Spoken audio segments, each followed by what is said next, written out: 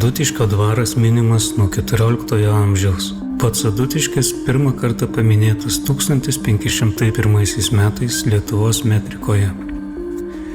Nuo 1526 metų dvarą valdė Jonušas Radvila, vėliaugi miestelis buvo Kiškų dvaro centras. Tais pačiais metais suteikta privilegija rengti turgus ir laikyti smuklę.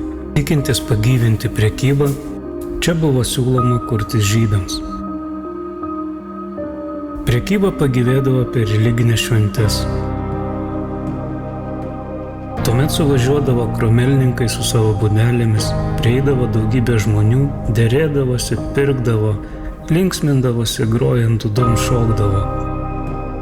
Adutiškis prekybininkų, pramonininkų ir amatininkų miestelis.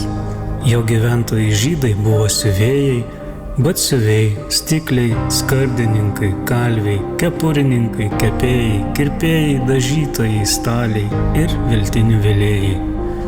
Miestelio pasididžiavimas – 2 malūnai – garinis ir vandens. Bet vis tik ekonominį gyvenimo pagrindą sudarė prekyba linais ir jų perdirbimas. 1918–21 metais padėtis labai nestabili. Valdžios keičiasi kiekvieną dieną. Vokiečiai, lenkai, bolševikai, lietuviai, vėl lenkai. Prieš Pirmąjį pasaulinį karą Adutiškyje buvo apie 300 žydų šeimų. Pirmojo pasaulinio karo metu buvo paliktos tik 2. Vilniaus kraštui atitekus Lenkijai, pamažu išvarytieji žydai ima grįžti į savo gimtąsias vietas. Vietoje sudegintų medinių namų Adutiškyje ima dygti 2-aukščiai raudonų plytų mūrai. Genachas Perevoznikas, vienas iš 3 žinomų linų pirklių, Adutiškio miestelyje pastatė didelį 2-aukštį mūrinį pastatą. Antrame aukšte apsigyveno pats su šeima, o pirmame pradėjo linus tvarkyti. Šiame fabrike buvo naudojamos arklių sukamos linaminės.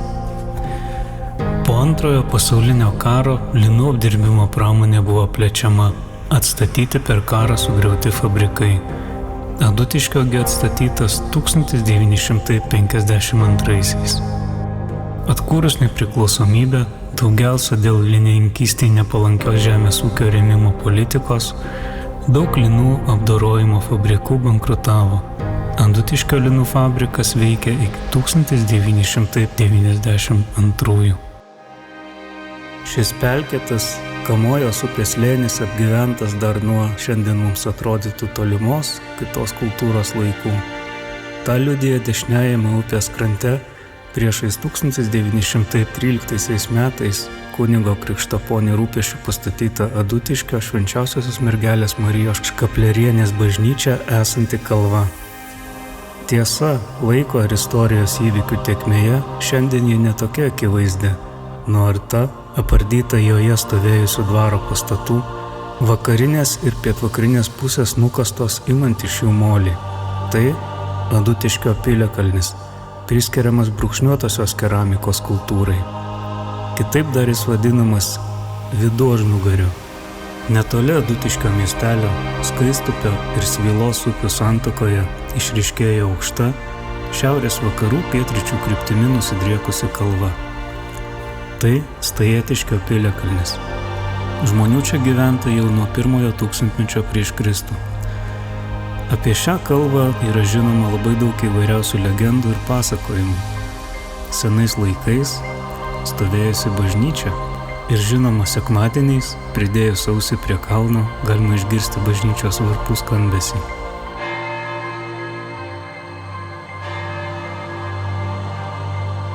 Pasakojama, kad XIX amžiaus pabaigoje ant šios kalvos buvo atvažiavę kunigai, atlikę kasinėjimus rado nemažai kaukolių, todėl pastatė kryžių. Dabartinisgi kryžius įdomus tuo, kad šalia jo yra vadinamasis aukų akmuo. Iš tikrųjų tai trinamosios girnos, kurios buvo rastos čia pat piliakalnio kultūrinėme sluoksnyje. Net ir šiandien, kartais grįžtant iš Adutiškio bažnyčios, čia yra atnešamos aukos, linai, vilnos, dažnai pinigai.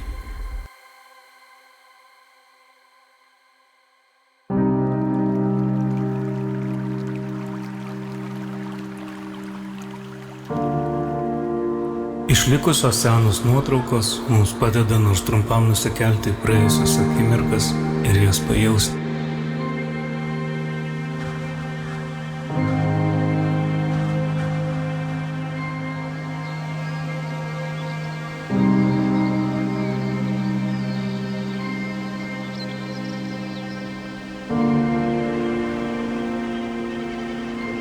Tūkstantis 765 metais iškastas šulinys, kurio labai geras vanduo tapo atgaiva tiek miestelėnams, tiek keliautojams.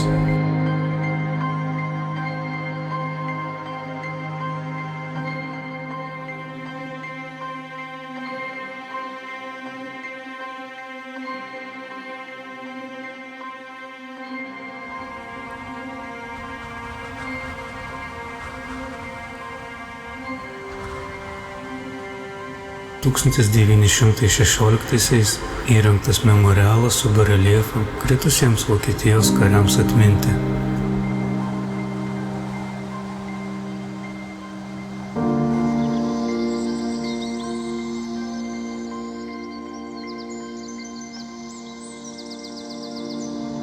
Adutiškio ryto draugijos skyrių 1925 metais įkūrė vargonininkas, knygnešys, aktyvus kovotojas už lietuvybę Leonas Bielinis.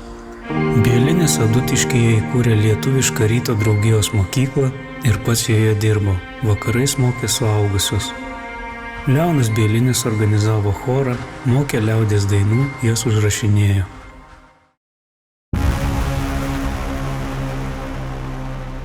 Tūkstantis 1944. Traukdamiesi vokiečiai susprogdina Suniokojo malūną, tiltą, linų fabriką, kitus pastatus. Ryškiausią įspaudą paliko ko gero Pirmasis pasaulinis karas. Adutiškio kraštas ilgam atsidūrė pačiame veiksmų sūkuryje, ties dviejų armijų frontų susidūrimo riba. Beveik 3 metus čia nusistovėjo fronto linija, ties Medinų kaimu ir Buntauninkais. Žuvę vokiečiai buvo laidojami specialiai jiems skirtose kapinėse, kurios buvo įrengtos šalia geležinkelio prie jų esamų parapijos kapinių. Tranšėjos prie tranšėjų, ravai, bunkeriai, 5 eilėmis išdėstytos spygliuotų vielų užtvaros. Vokiečiai išsikasė labai gerus apkasus ir įsirengė blindažus iš cemento ir geležies. Labai reti yra artilerijos bunkeriai. Jie įrengti toliau nuo fronto linijos. Aptiktos tik 2 įtvirtintos artilerijos aikštelės laukuose ties Kavaltiškės kaimu. Tokių bunkerių pagrindinis požymis jie neturi stogo, o sienos statytos flanguojant.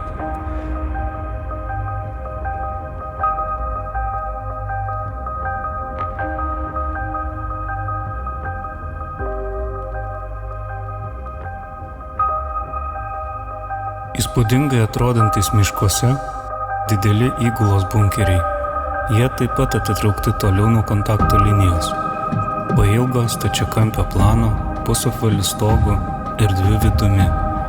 Tai karių ar karininkų gyvenamosios vietos, kareivinės. Šie statiniai šoninėse ir galinėse sienose turi šaudymo angas.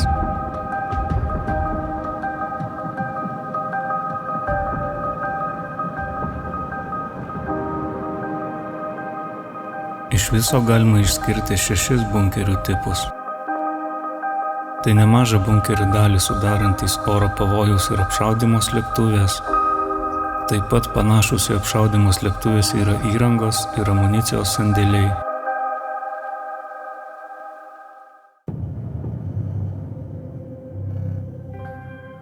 Vedamos pažintinės ekskursijos grupėms keliaujant buvusios fronto linijos maršrutais.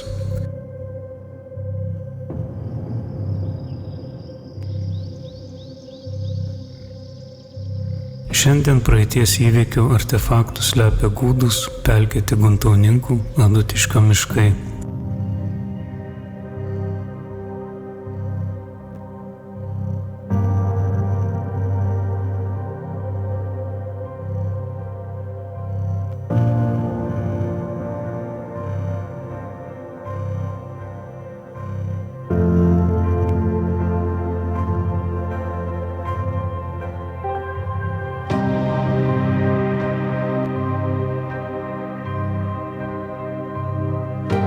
Vedlio Eimučio pasakojimų metu išties nusikeli laiku į praeitį.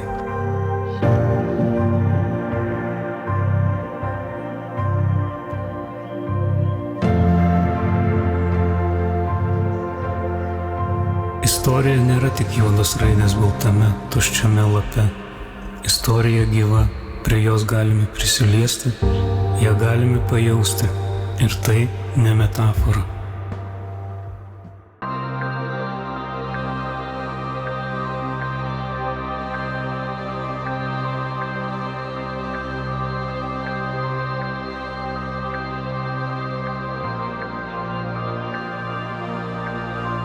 Dabar žydų kapai Adutiškyje tai vienintelis čia buvusio jų gyvenimo liudytojas.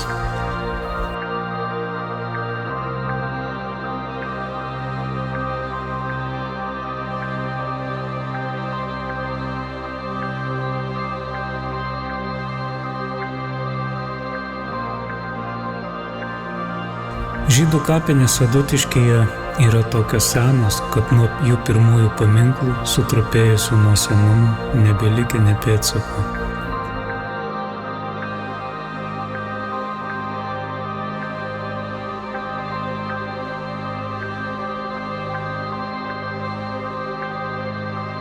Būdingi įvairūs mažosios kraštovaizdžio architektūros statiniai ir vaizduojamojo meno formos. Tai yra fragmentai su iškaltais memorialiniais įrašais hebrajų rašmenimis.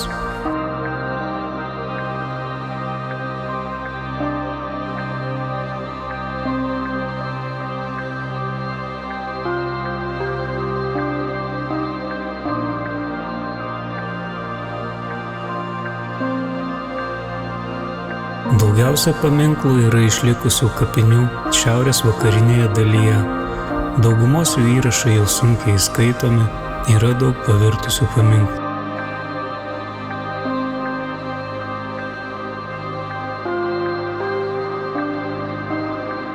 Adutiškio žydų kapinėse yra 305 saugomi įvairių dydžių pilko ir rausvo granito antkapiniai paminklai.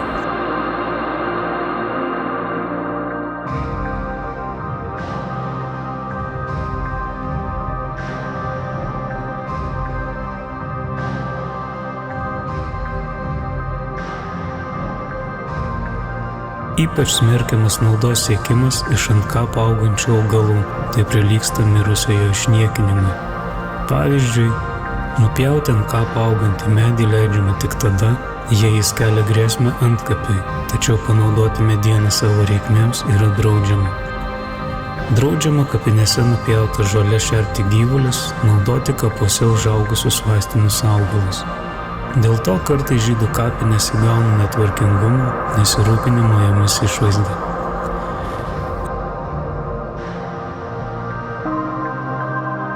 Yra draudžiamas bet koks veiksmas kapinėse, kurio gali būti parodyti nepagarba mirusiajam.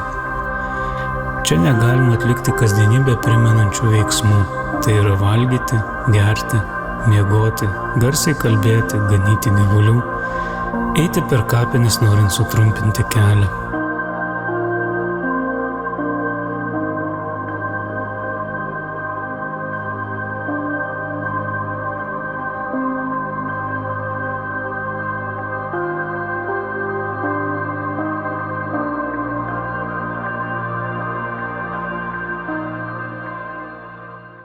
Tačiau koksgi šio turtingo praeitimi miestelio veidas šiandien?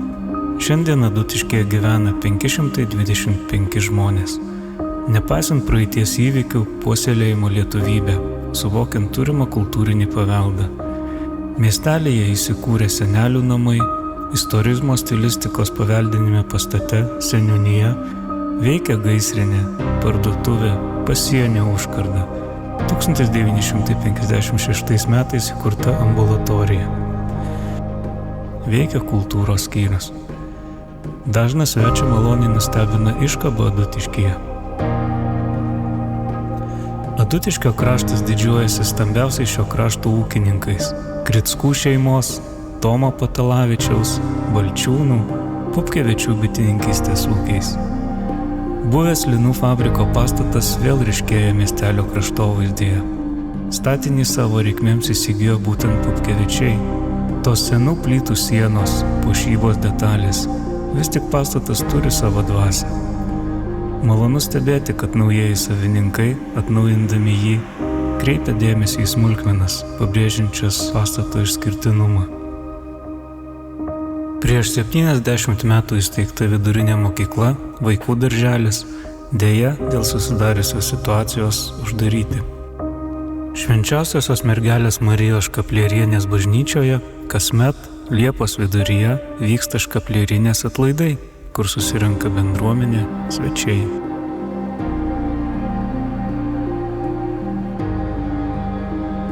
Adutiškis didžiuojasi kaimo kapela ir Lazdinių Adutiškio folkloro ansambliu. Ansamblių sutartinių giedojimo tradicijas perima folkloro ansamblis Bitela, juk čia surinkta, užrašyta nemaža dalis unikalių giesmių sutartinių. 2001 metais šio krašto sutartinės buvo įrašytos į UNESCO nematerialaus kultūros paveldo sąrašą. Lazdinių Adutiškio folkloro ansamblio kolektyvas buvo įrašytas kaip ilgiausiai natūraliai perdavimo tradiciją išlaikęs gyvas pavyzdys.